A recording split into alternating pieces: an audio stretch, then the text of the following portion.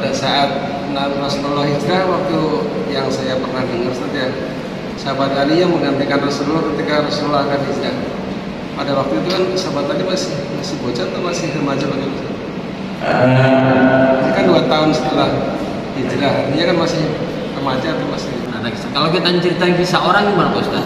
Misalnya jangan bergaul sama anak bapak itu suka mabuk, suka itu, anak kita larang, apa kita dosa juga Pak? Tadi Ustadz mengatakan bahwa sesuatu yang kita rencanakan itu tidak selalunya berhasil dengan mulus, karena Allah Maha Tahu yang terbaik. Nah, kalau sekarang ada seseorang yang merencanakan segala sesuatu berjalan dengan baik, tapi rencana tersebut mengganggu orang lain banyak, gimana?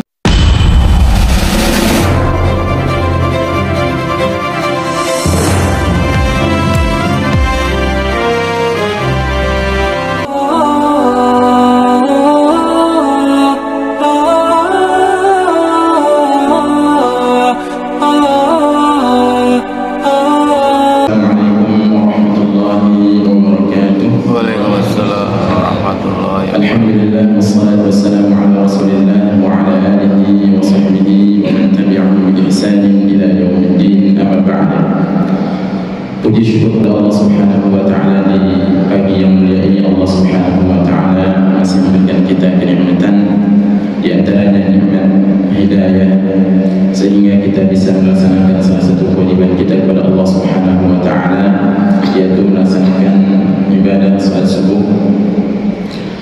Jamaah kaum muslimin rahimakumullah, Allah Subhanahu wa Ta'ala berfirman, laqad kana fi qasasihim ibratun li ulil albab. Sesungguhnya pada kisah-kisah mereka itu terdapat pelajaran bagi orang-orang yang memiliki hati. Dalam Al-Quran, kandungan salah satu dalam Al-Quran itu adalah kisah-kisah yang dalam kisah tersebut dapat kita ambil berbagai macam pelajaran.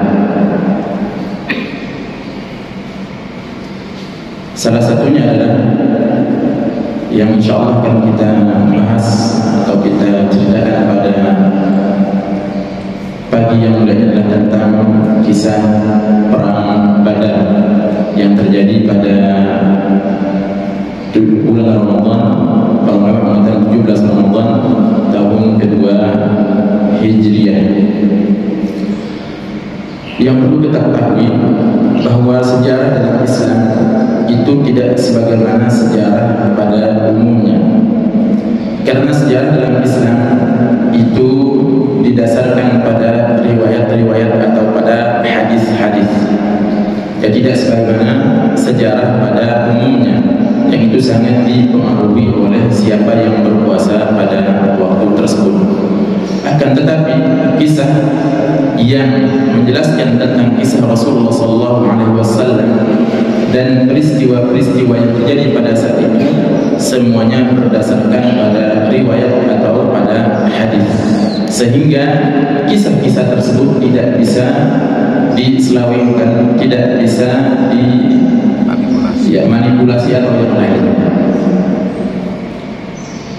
Yang pertama, ya, sebab terjadinya perang Badar. Ya, perang Badar adalah salah satu perang pertama dalam Islam yang nanti menentukan kelanjutan dakwah atau risalah Islam tersebut. Jamaah kaum muslimin Allah Subhanahu wa Ta'ala, jadi kisah perang Badar ini pada awalnya adalah Rasulullah SAW ingin menghadang rombongan dagang Abu Sufyan. Jadi Abu Sufyan sebelum dia masuk Islam, jadi nanti Abu Sufyan ini masuk Islam. Abu Sufyan pergi berdagang ke Syam.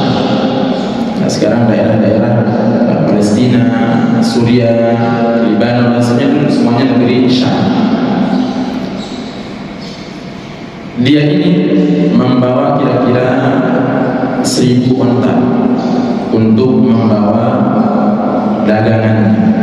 Kemudian dikisahkan dalam riwayatnya itu ada sekitar 50.000 dinar emas yang dibawa bersama rombongan Sekembalinya dari Syam, ya rombongan Abu Sufyan melewati daerah sekitar Madinah. Maka Rasulullah SAW ketika mendengar kabar tersebut, beliau segera mengutus 2 orang untuk mematai kafilah atau rombongan Abu Sufyan tersebut. Ketika berita sudah valid, maka utusan penuntut Rasulullah SAW mengabarkan tentang rombongan Abu Sufyan tersebut. Maka Rasulullah SAW pun segera mengutus pasukan atau segera mempersiapkan pasukan untuk menghadang rombongan dagang tersebut. Dalam banyak buku sejarah dikisahkan bahwa pasukan yang disiapkan oleh Rasulullah SAW itu berjumlah sekitar 313. Ada yang meriwayatkan 314, ada yang meriwayatkan 317. Ya, di antara kisaran angka tersebut jumlah yang disiapkan oleh Rasulullah SAW untuk menghadang rombongan dagang Abu Sufyan yang kembali dari Syam. Nah, kemudian dijelaskan bahwa dalam pasukan ini ada sekitar 82 sampai 86 pasukan yang orang mereka tersebut berada dari orang-orang muhajirin, yaitu orang-orang yang berhijrah, yaitu orang-orang Makkah, para sahabat yang masuk Islam, kemudian mereka hijrah ke Madinah, maka disebut dengan muhajirin. Jumlah mereka ini kira-kira ada dari 82 sampai dengan 86 jumlah mereka. Kemudian pasukan dari Madinah atau yang disebut dengan Ansar itu 61 orang itu dari Bani Aus. Nah, di sana ada kabilah namanya kabilah Aus, sekitar 61 orang jumlahnya. Kemudian 170 orang itu berasal dari Ansar, tapi dari kabilah Khazraj, namanya Khazraj, nama 2 kabilah yang mereka masuk Islam dan beriman kepada Rasulullah SAW. Kemudian Rasulullah SAW keluar untuk mencegah rombongan dagang tersebut. Ya, memang di sini ada kadang pertanyaan kepada kita, kenapa Rasulullah SAW mencegah dan ingin mengambil dagangan mereka? Ya, jangan sampai kita menyatakan bahwa Rasulullah SAW dan para sahabat ini adalah ingin merampok atau ingin membegal atau yang lainnya. Tetapi pada kondisi tersebut para ulama menjelaskan bahwa posisi orang-orang Quraisy dan orang-orang Islam pada saat itu sedang dalam kondisi perang. Maka pada kondisi perang itu boleh saling membunuh, boleh saling menawan, boleh mengambil harta mereka, karena pada saat itu pada posisi sedang berperang. Apalagi barang dagangan yang mereka bawa itu adalah sebagiannya adalah harta-harta orang-orang yang hijrah, orang-orang muhajirin yang mereka paksa untuk meninggalkan harta. Kalau mereka ingin berhijrah ke Madinah, maka mereka harus meninggalkan seluruh harta yang mereka miliki. Nah, kemudian Rasulullah SAW pun mulai menyusun strategi untuk menyerang ataupun untuk menghadang pasukan atau rombongan Abu Sufyan tersebut. Maka sebagaimana orang yang berperang, ketika seorang pimpinan meninggalkan daerahnya, meninggalkan pemerintahannya, negerinya, maka dia harus memberikan mandat kepada orang lain untuk memimpin kota tersebut. Maka Rasulullah SAW pun memberikan mandat kepada Abdullah ibnu Ummi Maktum untuk menjadi pemimpin sementara dan mengimami salat di Madinah pada waktu tersebut. Kemudian Rasulullah SAW pun memberikan bendera perang kepada Mus'ab bin Umair, Al-Quraisy, Jadi beliau adalah salah seorang sahabat mulia yang nanti kalau kita baca kisahnya, beliau ini gugur di perang Uhud. Mus'ab bin Umair, salah seorang sahabat mulia yang dia ini salah satu delegasi dai pertama yang Rasulullah SAW kirim ke kota Madinah. Dan sebab dia inilah penduduk Madinah pada waktu itu memeluk agama Islam dengan sebab dakwah Umair, Mus'ab bin Umair radhiyallahu anhu. Kemudian Rasulullah SAW pun menjadikan pimpinan. Di antaranya adalah Ali radhiyallahu anhu memimpin pasukan yang berasal dari Muhajirin. Kemudian Rasulullah SAW menyerahkan kepemimpinan pasukan Ansar pada Sa'ad bin Mu'adz. Jadi Sa'ad bin Mu'adz ini jemaah kaum muslimin dari Allah Subhanahu wa taala adalah sahabat mulia yang meninggal dan beliau ini dikisahkan bergetarnya arsy Allah Subhanahu wa taala. Sa'ad bin Mu'adz ketika beliau meninggal, arsy Allah Subhanahu wa taala berguncang. Ya, karena kemuliaan daripada Sa'ad bin Mu'adz radhiyallahu anhu. Kemudian jenazahnya ya dihadiri oleh puluhan ribu malaikat. Sebagaimana jelas oleh Rasulullah sallallahu alaihi wasallam. Jadi Sa'ad bin Mu'adz ini diserahkan oleh Rasulullah sallallahu alaihi wasallam untuk memimpin pasukan yang berasal dari Madinah atau orang-orang Ansar. Kemudian sayap kanan dipimpin oleh Zubair bin Awwam radhiyallahu anhu. Jadi kemudian sayap kiri dipimpin oleh Al-Miqdad bin Amr. Jadi pada saat itu jemaah muslimin Allah Subhanahu wa taala, kuda yang dimiliki oleh orang muslimin, pasukan muslimin hanya 2 ekor kuda saja. Itu ditunggang oleh Zubair bin Awwam dan juga yang ditunggang oleh Miqdad bin Amr radhiyallahu anhu ajma'in. Jadi sebenarnya kaum muslimin pada saat ini tidak bersiap untuk berperang, tetapi mereka hanya bersiap untuk mencegah pasukan atau rombongan dagang. Jadi biasa saja persiapan yang mereka lakukan. Kemudian pasukan yang di belakang. Jawab muslimin Allah Subhanahu wa taala. Nah, kemudian Abu Sufyan pada waktu itu dia sudah mengetahui bahwa pasukan orang-orang muslim atau yang dipimpin Rasulullah SAW sedang mengintai mereka. Jadi Abu Sufyan termasuk sahabat yang pintar, cerdas.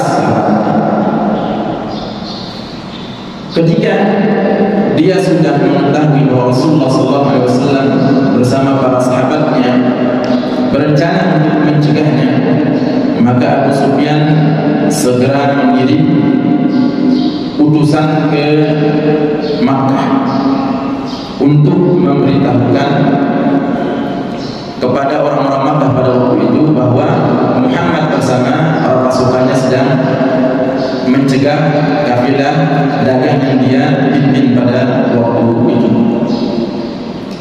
Jadi Abu Sufyan bertemu dengan salah seorang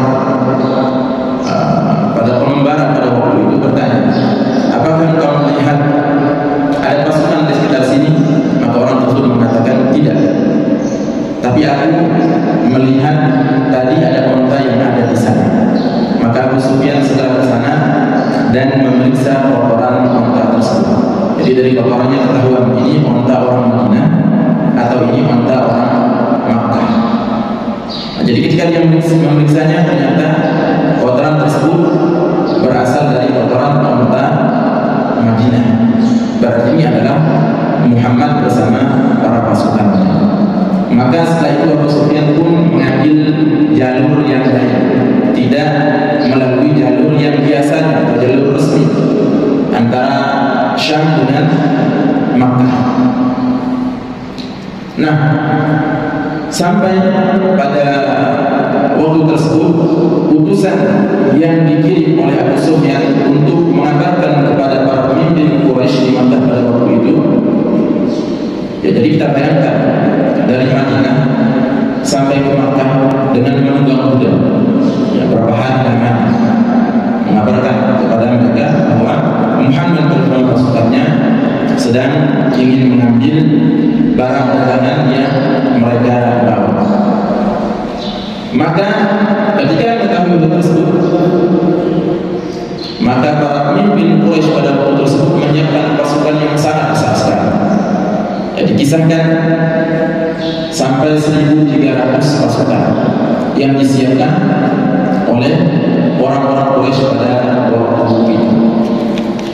Jadi 1.300 pasukan yang mereka siapkan memang siap untuk berperang, siap untuk berperang. Nah, di sini dijelaskan bahwa perlengkapan yang mereka bawa ada 100 ekor kuda. Jadi pasukan berkuda mereka ada 100 ekor kuda. Kemudian unta yang mereka bawa itu ada sekitar 700 ekor unta. Jadi kalau kaum muslimin tadi penunggang kudanya hanya 2, tapi dari pihak Quraisy kaum musyrikin mereka memiliki 100 penunggang kuda.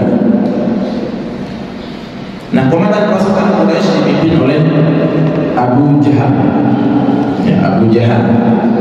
Abu Jahal ini nama aslinya itu Hisham, ya, bin Amr atau Amr bin Hisham. Nama aslinya adalah Amr bin Hisham. Orang cerdas, orang pintar, orang yang salah satu didoakan oleh Rasulullah SAW untuk masuk kepada Islam. Jadi ada 2 umat yang Allah Subhanahu yang Rasulullah SAW meminta supaya dia masuk Islam, yaitu Umar bin Khattab dengan Amr bin Hisham, yaitu Abu Jahal. Ya, Abu Jahal dipimpin langsung oleh Abu Jahal. Nah, ketika mendekati daerah di sekitar Badar, nama tempat sebuah sumur dinamakan dengan Perang Badar. Ternyata Abu Sufyan bersama pengikutnya berhasil lolos dari hadangan kaum muslimin. Mereka berhasil lolos dan segera mengabarkan kepada pasukan Quraisy yang pada waktu sedang bergerak menuju Badar supaya mereka balik lagi ke kota Makkah. Nah, di sini terpecah belah orang-orang Quraisy antara melanjutkan peperangan atau menunda atau kembali lagi ke kota Makkah. Karena memang tujuan utama mereka adalah untuk menyelamatkan dagangan mereka, bukan untuk memerangi Muhammad. Akan tetapi 1.000 di antara mereka melanjutkan peperangan dengan alasan kalau kita memerangi mereka dan kita menang, maka kita akan mengamankan jalur perdagangan kita dari gangguan orang-orang muslim. Maka 1.000 orang di antara mereka melanjutkan peperangan. Dan kaum muslimin pada waktu ini, jemaah kaum muslimin dirahmati oleh Allah Subhanahu wa taala, antara siap perang ataupun tidak, antara siap perang ataupun tidak. Ketika Rasulullah SAW mendapatkan kabar bahwa mereka rombongan kafilah yang dipimpin oleh Abu Sufyan lolos, sedangkan pasukan Quraisy sedang menuju mereka untuk berperang. Di sini juga para sahabat menjadi bingung, ya, menjadi bingung karena tujuan awal mereka untuk keluar adalah untuk menghadang rombongan dagang, bukan untuk menghadapi pasukan yang jumlahnya 1.000 pasukan. Maka di sini Allah Subhanahu wa taala gambarkan ya bagaimana psikologi atau psikis orang muslim pada waktu itu. Allah Subhanahu wa taala berfirman, "Kama akhrajaka rabbuka min baitika bil haqqi wa inna fariqan minal mu'minina lakadzibun." Dan sebagaimana Allah Subhanahu wa taala telah mengeluarkan dari rumah wahai Muhammad dengan kebenaran, dan ada di antara golongan orang-orang mukmin membenci atau tidak menyukai hal tersebut. Yujadilunaka fil haqqi ba'dama tabayyana ka'annama yusaquna ila al-maut wa hum yanzurun.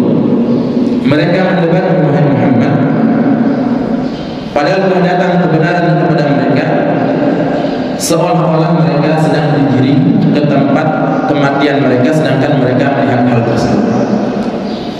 Ya, coba kita bayangkan, tujuan awal hanya untuk mencegah rombongan yang jumlahnya pasukannya pengawalnya pada waktu sekitar 70 orang saja. Tetapi di tengah perjalanan ternyata rombongan tersebut lolos dan mereka harus menghadapi pasukan perang yang jumlahnya 3 kali lipat jumlah mereka. Makanya Al-Quran misalkan mereka ini seolah-olah melihat tempat kematian mereka.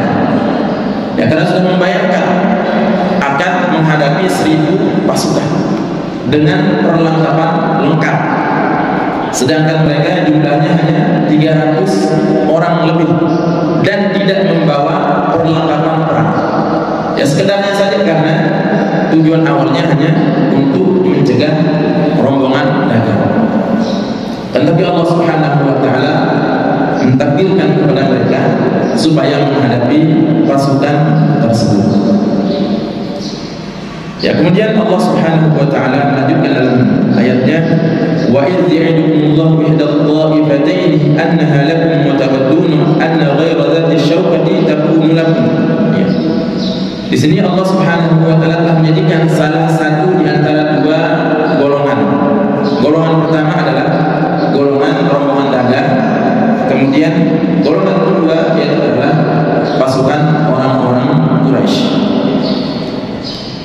Ya, wa tawadduna anna ghayra dhati syauqati takunu lakum. Dan mereka tentu berharap yang mereka hadapi ini adalah rombongan dagang, bukan pasukan Quraisy yang bersenjata lengkap.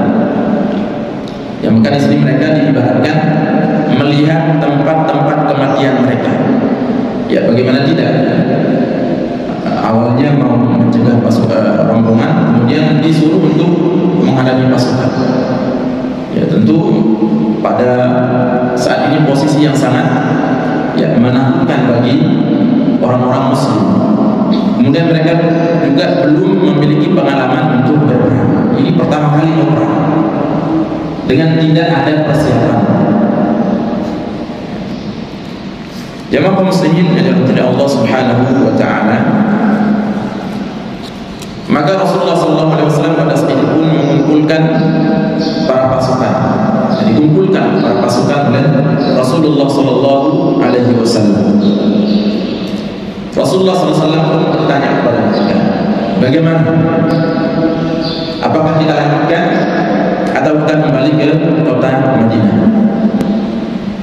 Ya, maka para sahabat di antaranya Abu Bakar, kemudian Umar, kemudian Al-Miqdad bin Amr mengatakan, kita lanjutkan kepada Rasulullah SAW. Sampai-sampai Al-Miqdad bin Amr mengatakan perkataan yang sangat masyhur sekali, ya Rasulullah, imdi lana lima arakallah. Wahai Rasulullah, berjalan, majulah kemana pun engkau kehendaki. Panahnu ma'aka, sesungguhnya kami ini akan selalu bersamamu. La naqulu laka kama qalat Bani Israil, kami tidak akan menyatakan sebagaimana yang dikatakan oleh orang-orang Israel, Bani Israil ketika pada zaman Nabi Musa alaihissalam, fadhhab anta wa rabbuka faqatila inna hauna qa'idun. Jadi kalau Bani Israil pada zaman Nabi Musa, ketika mereka diperintahkan untuk berperang, mereka mengatakan, fadhhab anta wa rabbuka, wahai Muhammad, wahai Musa, pergilah engkau bersama Tuhanmu. Faqatila, maka berperanglah kalian berdua. Inna hauna qa'idun, sesungguhnya kami di sini akan duduk saja. Ini orang-orang Bani Israil mengatakan hal tersebut kepada nabi mereka. Jadi perang saja engkau bersama Tuhan, kami di sini duduk saja. Nah, Miqdad bin Amr tidak mau mengatakan hal tersebut. Pokoknya maju wahai Rasulullah, kami akan berperang, kami akan selalu hidup bersama dengan engkau. Tapi kalau jemaah muslimin Allah Subhanahu wa taala, 3 orang ini, Abu Bakar, Umar, kemudian Al-Miqdad bin Amr, ini adalah pasukan yang berasal dari Madinah, dari kota Mekah. Mereka ini orang-orang muhajirin. Ya, pantas mereka ingin berperang karena mungkin di sana ada sedikit mau balas dendam. karena mereka diusir dari tanah kelahiran mereka, kemudian harta mereka dirampas, maka mungkin ada sedikit hal tersebut yang membuat mereka bersemangat untuk melanjutkan peperangan. Akan tetapi mayoritas pasukan Rasulullah SAW itu bukan orang Muhajirin. Mayoritas pasukan Rasulullah SAW itu adalah orang-orang Ansar. 61 orang Bani atau kabilah Aus, kemudian 170-nya berasal dari orang Khazraj. Jadi hampir 230 lebih itu pasukan berasal dari orang-orang Ansar atau orang-orang Madinah. Nah, sedangkan perjanjian, ya, mereka punya perjanjian bahwa orang-orang Madinah ketika Rasulullah SAW diserang, maka mereka wajib ikut membantu Rasulullah SAW dan para sahabatnya untuk berperang kalau perangnya terjadi di dalam kota Madinah. Sedangkan Badar atau sumur Badar ini berada di luar kota Madinah, maka mereka orang-orang Ansar tidak punya kewajiban untuk membantu orang-orang Muhajirin untuk berperang. Nah, inilah yang ingin diketahui oleh Rasulullah SAW bagaimana pendapat atau bagaimana posisi atau sikap orang-orang Ansar pada waktu tersebut, yang mereka ini adalah mayoritas. Maka ketika mengetahui hal tersebut, ya, sahabat mulia Sa'ad bin Mu'adz mengatakan, lagi-lagi Sa'ad bin Mu'adz muncul, ya, untuk memberikan pendapatnya, karena dia ini termasuk pimpinan kabilah, ya, dia adalah pimpinan suku. Yang dikisahkan ketika dia masuk Islam, ya, kemudian dia berpidato di antara atau di depan keluarganya, di depan masyarakatnya. Dia mengatakan, bagaimana pendapat kalian terhadap aku? Maka mereka mengatakan, engkau adalah putra terbaik, kemudian pimpinan terbaik, dan seterusnya. Maka dia mengatakan, tidak boleh ada di antara kalian yang berbicara kepadaku kecuali kalian mengucapkan kalimat la ilaha illallah Muhammadur Rasulullah. Maka ketika dia bicara pagi, pada sore harinya semua kabilahnya masuk dalam Islam. Nah, inilah diantara kehebatan Sa'ad bin Mu'adz radhiyallahu anhu. Maka dia mengatakan, wahai Rasulullah, faqad amanna bika, sesungguhnya kami ini telah beriman kepadamu. Fasadaqnaka, dan kami pun membenarkan dirimu. Wa syahidna ma ji'ta bihi huwal haqq, dan kami menyaksikan bahwa sesungguhnya apa yang engkau bawa ini adalah sebuah kebenaran. Kemudian dia mengatakan, dan kami telah memberikan perjanjian kami kepadamu dengan ketaatan. Famdi ya Rasulullah lima arad, maka majulah wahai Rasulullah kemanapun engkau mau pergi. Maka dia mengatakan, fawalladzi ba'atsaka bil haqq, demi zat yang telah mengutusmu dengan kebenaran, law istarda'ta bina hadzal bahr, seandainya engkau dan bersama pasukan yang lain itu menuju sebuah lautan dan menyelam dalam lautan tersebut, maka kami akan ikut wahai Rasulullah. Ini jawaban yang sangat memberikan motivasi kepada Rasulullah SAW untuk ikut atau untuk melanjutkan peperangan. Ya, maka setelah itu yang muslimin Allah Subhanahu wa taala, bertemulah dua pasukan ini. Ya, bertemulah dua pasukan ini dalam perang Badar. Itu tepat pada malam Jumat 17 Ramadan tanggal atau 2 Hijriah, tahun kedua Hijriah. Nah, kemudian di antara peristiwa-peristiwa yang terjadi pada waktu itu, pada malam hari itu, Allah Subhanahu wa taala menurunkan rasa ngantuk kepada pasukan muslimin. Allah Subhanahu wa taala berfirman, "Istaghiitsu rabbakum fastajaba lakum anni mumiddukum bi alfin minal malaikati murdifin. Ya. Idh wasyikum nu'asa amanatan minhu. Allah Subhanahu wa taala menurunkan rasa ngantuk. Allah Subhanahu wa taala, orang yang dalam kondisi takut, khawatir, kalau dia bisa tidur maka bangunnya akan fresh, biasanya bangunnya akan tenang dan memiliki semangat. Jadi kalau orang punya masalah bisa tidur, bangunnya insya Allah akan lebih tenang lagi. Tapi orang yang punya masalah biasanya tidak bisa tidur. Jadi jarang orang yang punya masalah bisa tidur, pikirin terus misalnya. Tapi Allah Subhanahu wa taala, dan pada saat itu pasukan muslim dalam keadaan yang sangat menegangkan, khawatir, takut karena di depannya sudah ribuan pasukan menunggu. Maka Allah Subhanahu wa taala menurunkan apa? Menurunkan rasa kantuk, ya, ngantuk mereka, tidur semua. Jadi pada malam itu pasukan muslimin tidur lelap.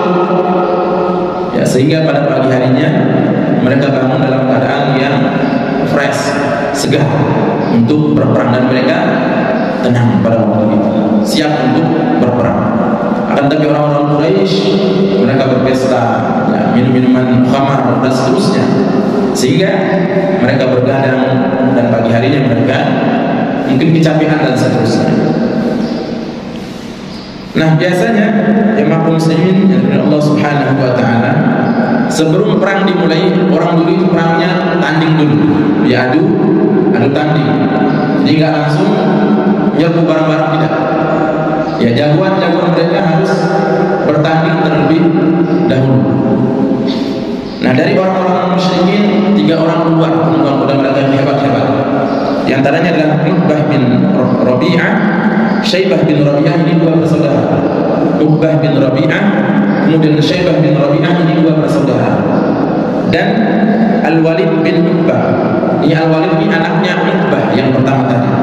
Jadi ada 3 pasukan pemberani dari Quraisy keluar untuk menantang duel orang-orang muslimin pada waktu itu. Maka keluarlah 3 pemuda Ansar yang masih muda-muda yang keluar, yang menyambut tantangan orang-orang Quraisy. Ini orang-orang Quraisy ini 3 ini orang-orang mulia, orang-orang terpandang di antara mereka yang menantang. Mereka adalah 3 orang dari Ansar yang masih muda belia. Mereka namanya Auf, Muawidh dan Abdullah bin Rawahah. Maka pasukan Quraisy 3 orang ini mengatakan, qalu, mereka berkata, man antum? Siapa kalian? Maka mereka mengatakan, qalu rahbun minal ansar, kami ini adalah kelompok orang-orang Ansar. Maka orang Quraisy mengatakan, 3 orang tadi mengatakan, qalu akfa'a kiram, kami menginginkan orang-orang yang sepadan dengan kami. Ya, kami ingin melawan orang-orang yang sepadan dengan kami. Ma lana bikum hajatan, kami tidak ada kebutuhan, kami tidak ada urusan dengan kalian. Karena tahu bahwa 3 orang ini berasal dari orang-orang Ansar yang otomatis tidak memiliki hubungan apapun dengan orang-orang Quraisy. Yang kami inginkan adalah orang-orang terpandang dari orang-orang Makkah yang hijrah ke Madinah. Wa inna ma nuridu bani ammina, sesungguhnya kami menginginkan anak-anak paman-paman kami. Jadi kan mereka ini satu generasi, satu nenek moyang.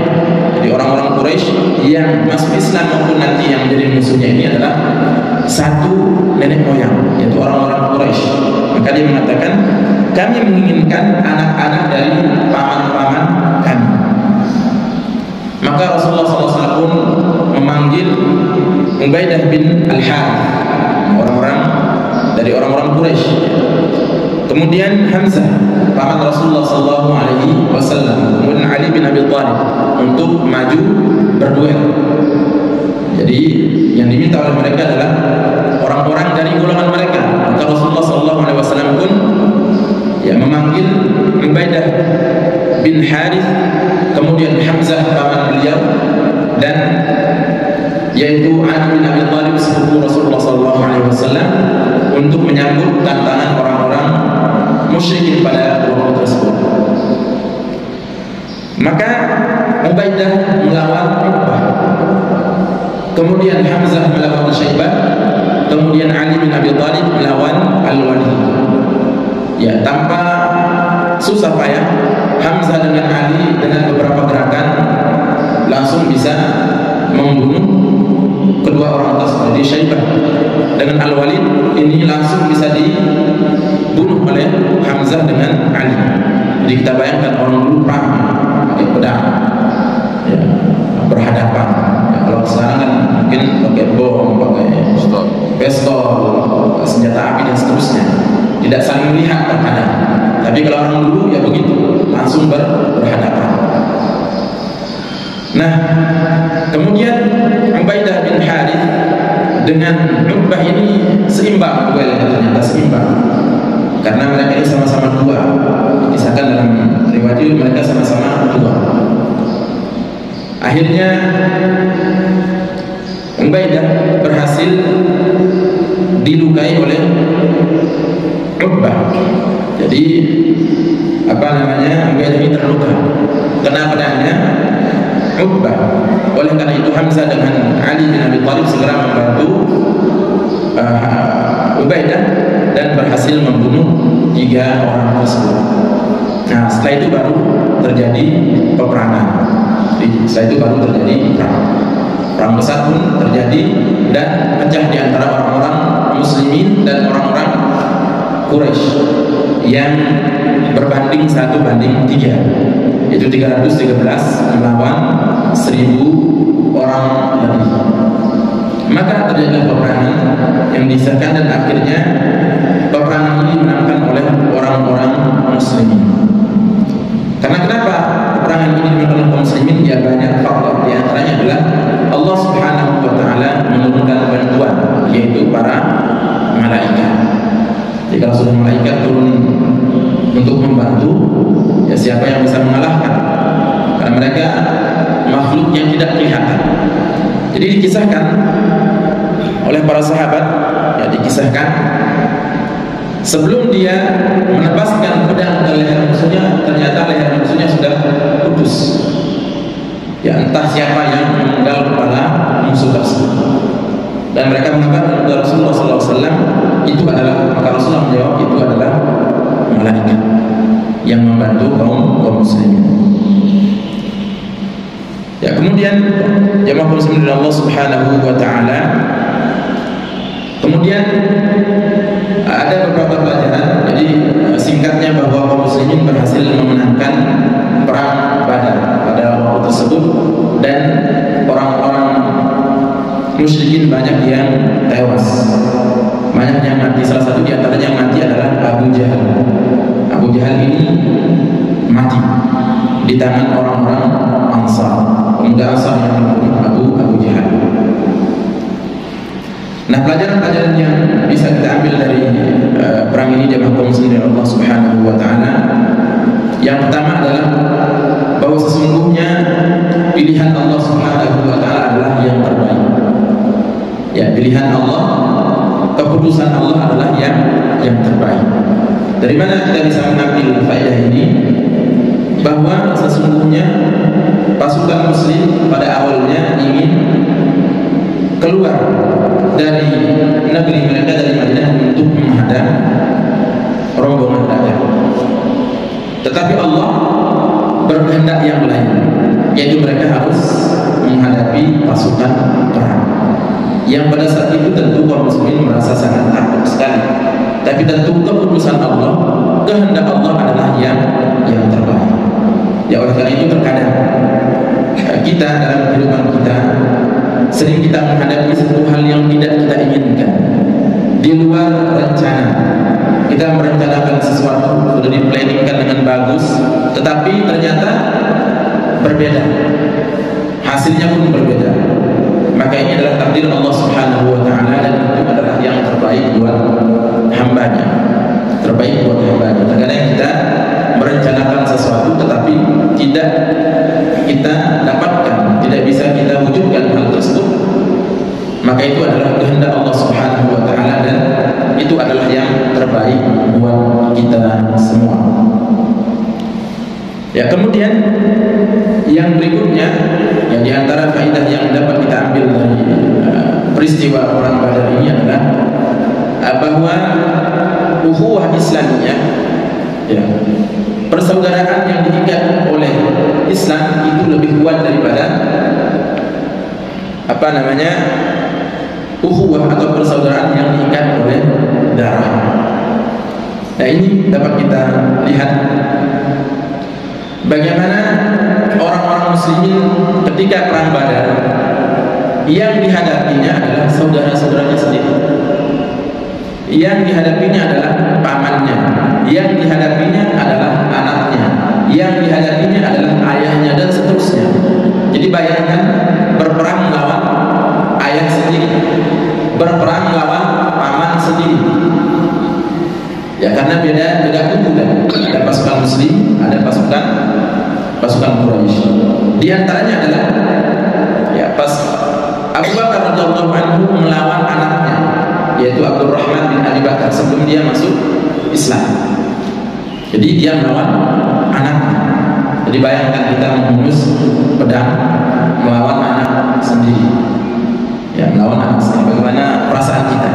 Ya mungkin kalau kita tidak tega, walaupun berbeda keyakinan pada saat itu, untuk melawan anak sendiri yang kemungkinan akan meninggal, baik antara ayahnya maupun anaknya. Ya, kemudian dalam kisah tersebut Umar itu membunuh pamannya sendiri. Jadi Umar bin Khattab itu membunuh pamannya sendiri, yaitu Al-As bin Hisham bin Mughirah. Jadi pamannya tewas di tangan keponakannya. Di Masya Allah, ukhuwah Islamiyah itu lebih kuat daripada ukhuwah atau persaudaraan yang diikat oleh darah. Sebagaimana firman Allah Subhanahu wa taala yang mengisahkan tentang perang ini, la tajidu qauman yu'minuna billahi wal yawmil akhir, dan tidak kalian dapatkan orang-orang yang beriman kepada Allah dan hari akhir, yuwaduna man hadallah, yaitu mereka mencintai orang-orang yang telah memusuhi Allah dan Rasulnya, walau kanu aba'ahum, meskipun mereka itu adalah bapaknya, meskipun mereka itu adalah anaknya, meskipun mereka adalah saudara ataupun keluarga. Jadi ketika berbeda keyakinan dan terjadi peperangan, maka pada saat itu tidak lagi ada istilahnya saling membela, ya, atau mengasihani, itu tidak ada. Jadi di sini Abu Bakar tadi melawan putranya sendiri, kemudian Umar bin Khattab membunuh pamannya, dan banyak lagi kisah-kisah pada perang tersebut antara mereka keluarga melawan keluarga sendiri. Dan perang Badar ini akhirnya dimenangkan oleh orang-orang Muslim, pasukan Muslim dengan bantuan Allah Subhanahu wa taala. Dan berikutnya pelajaran yang bisa kita ambil adalah bagaimana teguhnya keimanan dan semangat kesetiaan orang-orang Muslim ketika mereka sudah mengikrarkan atau masuk dalam Islam, maka mereka siap untuk mati membela Rasulullah Sallallahu Alaihi Wasallam. Tidak ada kata mundur ketika sudah apa yang diputuskan oleh Rasulullah Sallallahu Alaihi Wasallam. Jadi mereka siap mati untuk membela agama Rasulullah Sallallahu Alaihi Wasallam. Mungkin sedikit kisah tentang perang Badar, yaitu perang pertama yang terjadi antara Rasulullah SAW melawan pasukan orang-orang musyrikin, yang nantinya akan dilanjutkan nanti perang Uhud. Nanti perang Uhud pada setahun berikutnya, yaitu pada tahun 3 Hijriah terjadi perang Uhud antara kaum muslimin melawan orang-orang musyrikin di Bukit Uhud. Yang di perang ini kaum muslimin hampir mengalami kekalahan. Bahkan banyak para sahabat, di antaranya Hamzah, Mus'ab bin Umair dan yang lainnya ini syahid di sana. Dan Rasulullah SAW pun terluka pada perang tersebut. Semoga Allah Subhanahu wa taala memberikan kita sedikit faedah manfaat dari kisah-kisah yang terjadi pada Rasulullah SAW, dan hal-hal ini perlu kita pelajari pelajari, perlu kita ketahui bagaimana sirah, sejarah yang dialami oleh Rasulullah SAW sebagai junjungan kita, sebagai qudwah kita. Demikian yang dapat saya sampaikan. Kita akhiri dengan doa majelis. Subhanallah wa bihamdihi, asyhadu an la ilaha illa anta, astaghfiruka wa atubu ilaik. Assalamualaikum warahmatullahi wabarakatuh. Waalaikumsalam warahmatullahi wabarakatuh. Saat Rasulullah hijrah, waktu yang saya pernah dengar saja, sahabat Ali yang menggantikan Rasulullah ketika Rasulullah akan hijrah. Pada waktu itu kan sahabat Ali masih bocah atau masih remaja bagaimana? Ini kan 2 tahun setelah hijrah, dia kan masih remaja atau masih bagaimana? Baik, itu saja Pak. Ya, itu sih. Allah Subhanahu wa taala, ya Rasulullah sallallahu alaihi wasallam ketika Ali radhiyallahu anhu masuk dalam Islam, dia masih remaja, maksudnya masih remaja, bukan anak kecil, bukan anak, tapi dia posisinya sudah remaja, sudah remaja. Yang ketika beliau hijrah, yang menggantikan Rasulullah SAW di ranjang tersebut tempat itu adalah Ali radhiyallahu anhu. Jadi Ali dengan Rasulullah ini sepupu, ya bukan keponakan tapi sepupu, Pak. Jadi Rasulullah dengan Ali adalah sepupu, karena bapaknya Ali Abu Thalib dengan ayahnya Rasulullah kan saudara. Jadi saudara, ya. Abdullah dengan Abu Thalib ini adalah saudara, ya, yang nanti akan memelihara Rasulullah SAW. Jadi dia sepupu dan umurnya mungkin agak berbeda jauh, tetapi ketika perang terjadi, Ali radhiyallahu anhu sudah menginjak dewasa. Jadi sudah menginjak dewasa, walaupun umurnya pada waktu itu masih muda belia, tapi sudah diikutkan perang oleh Rasulullah SAW. Jadi ada sebagian pasukan yang dikembalikan oleh Rasulullah SAW karena umur mereka masih kecil. Ya, di antaranya Ibnu Umar, dia sudah siap ikut berperang, tetapi dikembalikan oleh Rasulullah SAW ke rumahnya karena posisinya masih belum remaja. Maka Rasulullah mengembalikannya lagi ke rumahnya karena posisinya pada saat itu masih kecil. Ali pada waktu ini usianya sudah remaja, sudah besar. Walaupun ya Rasulullah mungkin umurnya sudah, ya Rasulullah menerima wahyu itu pada umur 40 tahun. Ya, 40 tahun. Kemudian berdakwah di Makkah itu kan selama 13 tahun. Baru hijrah. Ya, kalau Ali misalnya yang mungkin umurnya 20 tahun pada waktu tersebut. Jadi sudah berposisi umurnya sudah agak dewasa pada hal tersebut. Jadi kemudian setelah itu 2 tahun setelah ini baru terjadi peperangan. Jadi hijriah itu dihitung dari hijrahnya Rasulullah ke Madinah. Jadi 2 tahun dia di Madinah baru terjadi peperangan. Jadi pada umur Rasulullah kira-kira kalau 40 tahun tambah 13 55. Ya, itulah umur Rasulullah ketika terjadi perang. Jadi Ali pada waktu itu sudah besar, sudah dewasa, dan sehingga diikutkan perang oleh Rasulullah Sallallahu Alaihi Wasallam. Wallahu a'lam. Kalau kita ceritain kisah orang gimana Pak Ustaz? Misalnya jangan bergaul sama anak papa itu suka mabuk, suka itu, anak kita larang, apa kita dosa juga Pak? Ya, ini salah satu amar ma'ruf nahi munkar. Diperbolehkan kalau kita mencegah seseorang untuk tidak melakukan hal buruk, kejahatan atau yang lainnya, maka ini diperintahkan. Misalnya, nah jangan bergaul sama orang tersebut, dia ini, tapi ini memang kita yakin, kita tahu bahwa orang tersebut memang seperti itu. Bukan hanya sangkaan, bukan hanya dugaan, tapi kita yakin bahwa orang tersebut memang seperti itu. Ya, maka kewajiban kita untuk melarangnya, bukan lagi boleh apa tidak, tapi wajib hukumnya kita untuk mencegah atau melarang anak kita, saudara kita, tetangga kita untuk melakukan atau bergaul dengan orang-orang seperti itu. Jadi dianjurkan, bahkan diwajibkan ketika kita punya kekuatan untuk hal tersebut. Dalam hadis jelaskan, ya, man ra'a minkum munkaran falyughayyir. Jadi kalau kalian melihat hal yang munkar, maka rubahlah pertama dengan tangan kalian, baru dengan lisan kalian, yang terakhir yaitu dengan hati. Ya, benci. Ya, kalau ini memang anak, ya kita punya kekuatan di sana, bisa bisa dengan yang lainnya, karena kewajiban kita lebih kepada anak tersebut. Wallahu a'lam. Baik, silakan Pak. Tadi Ustadz mengatakan bahwa sesuatu yang kita rencanakan itu tidak selalunya berhasil dengan mulus, karena Allah Maha Tahu yang terbaik. Nah, kalau sekarang ada seseorang yang merencanakan segala sesuatu berjalan dengan baik, tapi rencana tersebut mengganggu orang lain banyak, gimana Ustaz? Iya. Pertama, kita tahu bahwa setiap sesuatu yang terjadi ini adalah kehendak Allah Subhanahu wa Ta'ala. Terkadang rencana kita ataupun hasilnya nanti tidak akan menyenangkan semua orang, ya, karena kan orang beda-beda. Tetapi selama hal tersebut adalah hal yang baik, hal yang sesuai dengan syariat, maka justru kitalah yang harus muhasabah diri kita.